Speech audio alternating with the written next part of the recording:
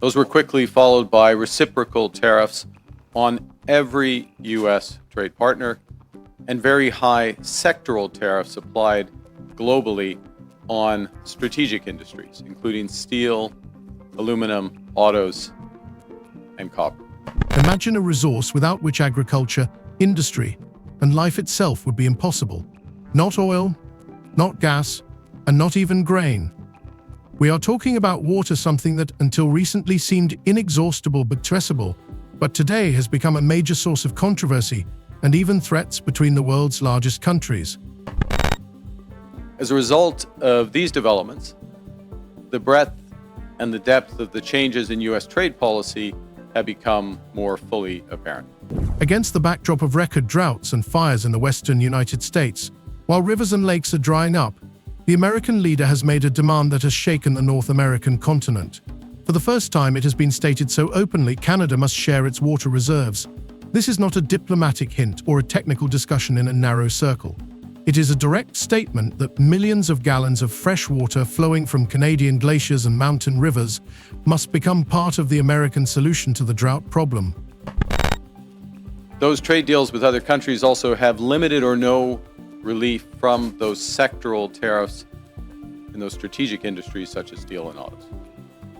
They include substantial commitments by the U.S. trade partners for investments in the United States and significant unilateral trade liberalization measures by U.S. trade partners. But while for Washington it is a matter of survival, for Ottawa it is a matter of national pride and sovereignty. The Canadian leadership's response is firm and clear. Neither rivers, lakes, nor aquifers can be subject to negotiation. This position instantly turns talks on modernizing the Columbia Agreement, which for decades has been considered a model of cooperation, into an arena of political confrontation. What is at stake? Vast areas of the United States, including California, Arizona, and Nevada, depend on water as much as they depend on air. Farmers were counting on new canals that would save their crops and keep food prices down. Engineers were making plans to supply factories and power plants. But Canada's refusal dashed these expectations. Instead of streams of water, there are empty canals. Instead of prosperity, there is the threat of shortages and rising prices. This new U.S. trade policy has several motivations: to raise tariff revenues, to protect strategic industries, to encourage foreign investment in the United States, and to change trade and non-trade policy in U.S. partners. The situation is not only affecting agriculture. High-tech industries, including microchip manufacturing, steel, and the automotive industry, consume millions of liters every day. Without additional water sources, these enterprises are beginning to reduce shifts and suspend production. This is followed by layoffs, delivery delays, and a chain reaction that affects the entire economy. A conflict is escalating before our eyes that could change the balance of power, not only in North America but also in the world. After all, water is becoming what oil was in the 20th century. States, corporations, and entire alliances will fight for the right to control rivers and lakes. China and Europe are already closely monitoring Ottawa's every move, viewing Canada as a potential source of future water salvation. This is a story about how familiar cooperation is replaced by fierce confrontation, how allies become rivals, and how invisible river flows become weapons and guarantees of power. What will happen next? Will Canada yield to pressure or stand its ground? And what awaits America if its usual sources of water end up being located abroad? In a positive and very important development earlier this month, just a few weeks ago, the United States reaffirmed a core commitment to our free trade agreement, CUSMA, by reinforcing that those Canadian exports to the United States that are compliant with that agreement, that are compliant with CUSMA, will not be subject to U.S. IEEPA tariffs. Today, we will explain why the dispute over the Columbia River could be a turning point in international politics, why every decision about water affects supermarket prices, and why the world is entering a new era, the era of water conflicts. By the late 2020s, attention to water as a strategic resource had become so acute that even old agreements that seemed unshakable began to crack at the seams. One such document was the Columbia River Treaty, signed in 1961, which for decades served as an example of successful cooperation between the United States and Canada. The treaty regulated the distribution of hydroelectric power, flood protection, and joint management of water resources. It was updated on a working basis and almost never became the subject of high-profile political debate. But the situation changed when Washington began to talk about how the old framework did not meet modern challenges. Droughts, fires, and climate change had turned water into a key national security issue, and it was against this backdrop that Donald Trump made a statement that dramatically changed the tone of the negotiations. The U.S. has faced record water losses in recent years.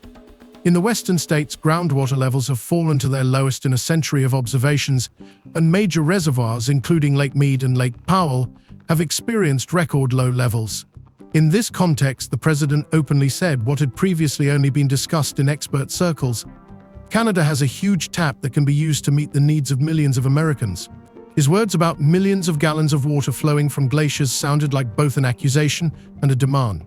The phrase instantly spread through the media and became a symbol of a new era, where even water is seen as an object of international trade. At first, Canada did not take this statement too seriously.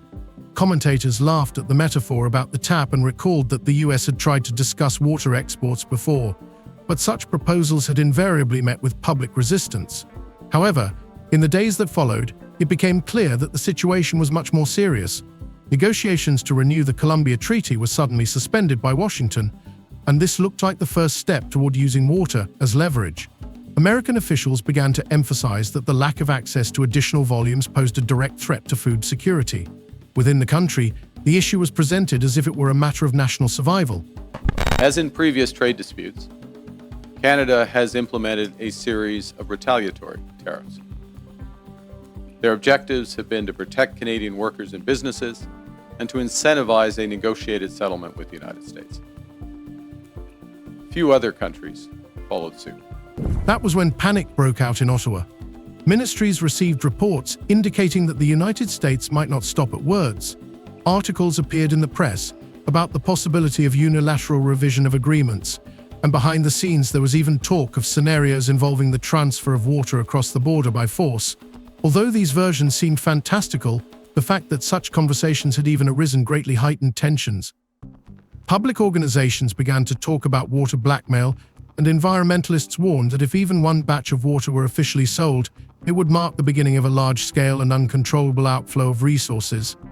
In Canada, the topic of water has always been a sensitive one. The vast lakes, thousands of rivers, and glaciers of British Columbia and Alberta were perceived not only as natural wealth, but also as part of the national identity. Therefore, the government's reaction was sharp. The Prime Minister issued a short but tough statement, which included the phrase, "Canada is not for sale." These words instantly made headlines and were taken as a signal that further concessions were impossible. Meanwhile, in Canada itself, Indigenous peoples for whom water has sacred significance became more active.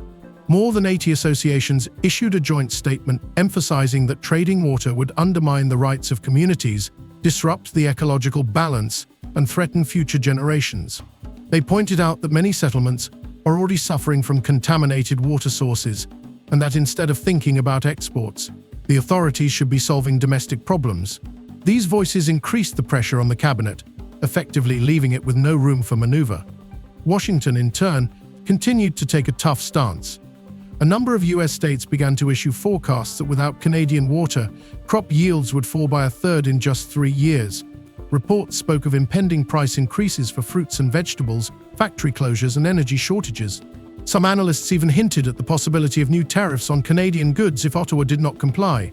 This pressure looked like a continuation of previous trade wars, only now the object of the conflict was not steel and aluminum, but the very basis of life. The United States has also imposed substantial trade actions on the Canadian lumber industry.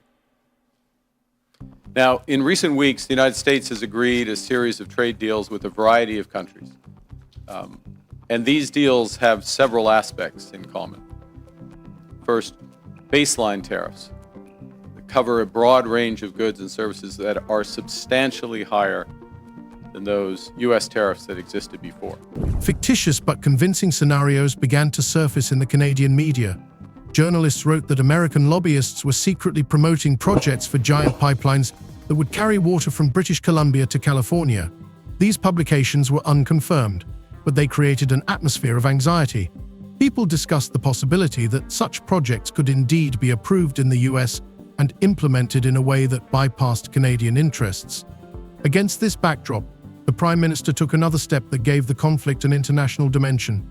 He appealed to allies in Europe and Asia, hinting that water was becoming a global security issue and that Canada could not afford to give in to pressure even from a close neighbor. This gesture strengthened Ottawa's position. Suddenly, it became clear that this was not just a bilateral dispute, but a new resource that would determine the politics of the 21st century. Within the US, the reaction was mixed. Some supported the president, arguing that America should demand water as confidently as it once demanded access to oil or gas. Others criticized the position, warning that pressure only undermines trust in the United States and provokes isolation. Nevertheless, for ordinary Americans, the main problem remained empty canals and news of reduced harvests. It was at this moment that the dispute over the Columbia River ceased to be a technical issue for diplomats. It turned into a high-profile conflict affecting issues of national pride, the economy, and the future of the entire continent. Millions of people witnessed the collapse of their familiar notions of partnership and the emergence of a new reality in which even water became a subject of fierce bargaining. Thus, the first steps of the conflict can be described as a series of sharp statements, mutual accusations, and rapidly growing tensions. On the one hand, there was the US, claiming that without Canadian water, it would not be able to cope with the looming crisis. On the other, Canada, for whom a concession would mean losing control over its most valuable resource. And the longer the parties exchanged harsh words, the more obvious it became that this was no longer about the 1961 agreement, but about a completely new stage in relations, where not only billions of dollars were at stake, but also the sovereignty of an entire country. In fact, the average U.S. tariff rate on the world has jumped from just over 2% at the end of last year to almost 16%, 8 times higher. 16% currently. When Ottawa rejected the idea of sharing water with its southern neighbor, the consequences in the US began to manifest themselves almost immediately. The first warning sign came from agriculture. In California, which was already in a difficult situation after several seasons of record drought, farmers were counting on the promised water volumes that were to be supplied under agreements with Canada. These plans were discussed in closed circles of the administration and disseminated through regional agencies. Farmers in the Central Valley had already begun preparing the land for new plantings, believing that the additional water would allow them to expand their acreage. When it became clear that the flows would not be coming, many farms found themselves at an impasse. Thousands of acres planted with nuts and vegetables began to die rapidly. The most resonant news was the report of the mass felling of orchards. Farmers understood that it was impossible to maintain trees without a stable water supply. The news showed footage of thousands of orange trees being dug up by bulldozers and burned on the spot to free the land from hopeless plantings. It looked like a symbol of the end of a bygone era when the American West was associated with abundance. California supplied nearly half of the fruits and vegetables on the US market, and every hectare lost inevitably affected prices in stores across the country. In Arizona and Nevada, where water was already at a premium, farms began to abandon livestock feed production. This decision had a chain reaction, a reduction in dairy production, and an increase in meat prices. National food producer associations issued reports with forecasts, noting that by the end of the year, American families could be spending 25% more on food than before. These figures looked frightening, given the already high inflation. But agriculture was only the first line of attack. Industry followed. Semiconductor manufacturing, which the US had been actively trying to bring back from Asia in recent years, turned out to be directly dependent on water. Factories in Arizona, which had invested billions of dollars in building new lines, consumed tens of millions of liters of clean water every day. After Canada's tough stance, some of these factories were forced to switch to a reduced schedule. Microchip supplies, already unstable after the pandemic, were once again under threat. Prices began to rise in the electronics market, and car manufacturers warned of delays in the release of new models. The impact was particularly painful in the US industrial belt, which Donald Trump has always presented as the foundation of the country's economic revival. Steel mills in Michigan and Ohio were ordered to limit their water use. This immediately led to a decline in smelting volumes. Workers reported forced downtime and reduced shifts. In Detroit, Car assembly lines began to slow down due to a shortage of parts that depend on water-intensive manufacturing. All of this undermined one of the president's key campaign arguments, the promise to bring back jobs and revive industry. And to these ends, the United States has announced a series of trade actions. Those began near the start of this year with the so-called IEEPA tariffs against Canada and Mexico based on U.S. concerns about the border and fentanyl trafficking. The picture was no less alarming in the energy sector. Hydroelectric power plants in the northwest of the country, which were counting on replenishing their water reserves through transit from Canada, faced the depletion of their reservoirs. The electricity supply became unstable. In some areas of Oregon and Washington, temporary restrictions began to be introduced, cutting off electricity for several hours a day. Consumers were warned that rates would rise as operators were forced to switch to more expensive sources, coal and natural gas.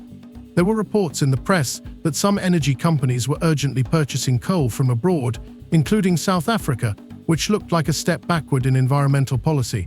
This contrasted with promises of green energy and undermined confidence, not only in domestic programs, but also in the very idea of American leadership on climate issues.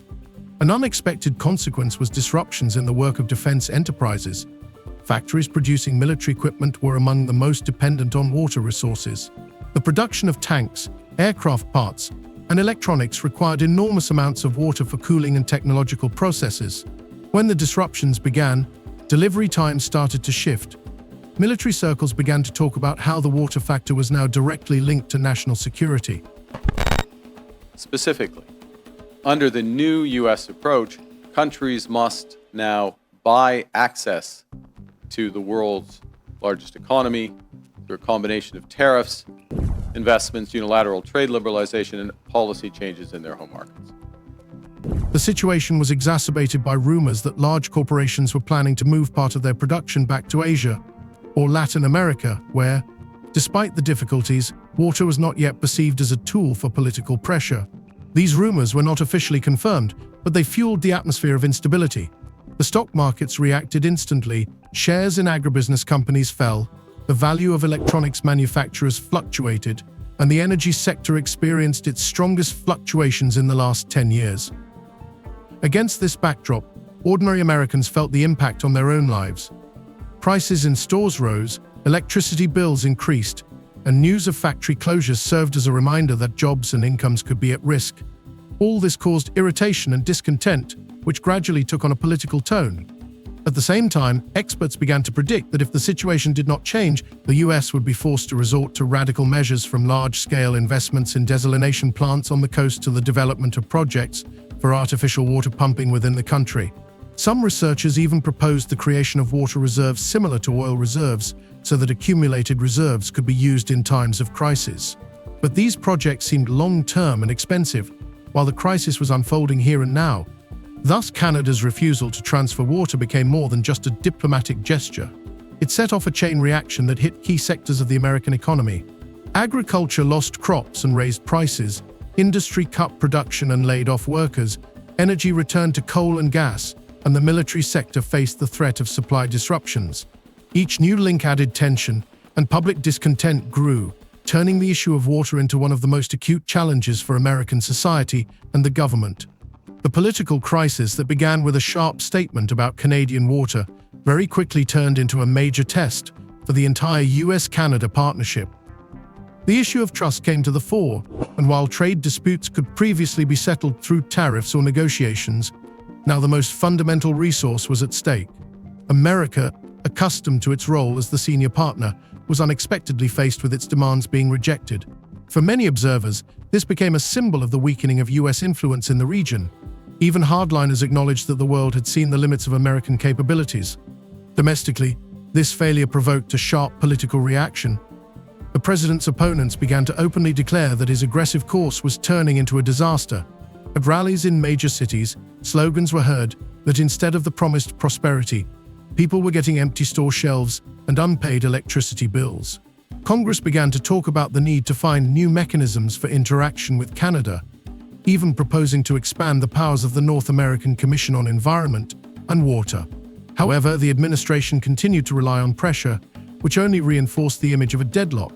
The most important element of the crisis was the issue of the Great Lakes. For decades, they had served as a symbol of joint management and cooperation. More than 40 million people in the United States and Canada obtained their drinking water from them. But when the possibility of revising the agreements protecting the lake ecosystem was raised in the public arena, it caused a real shock. Cities like Detroit and Chicago suddenly faced the prospect of instability in what had been considered unshakable. Environmental organizations warned that any weakening of the rules would lead to pollution and a sharp increase in health risks for millions of people.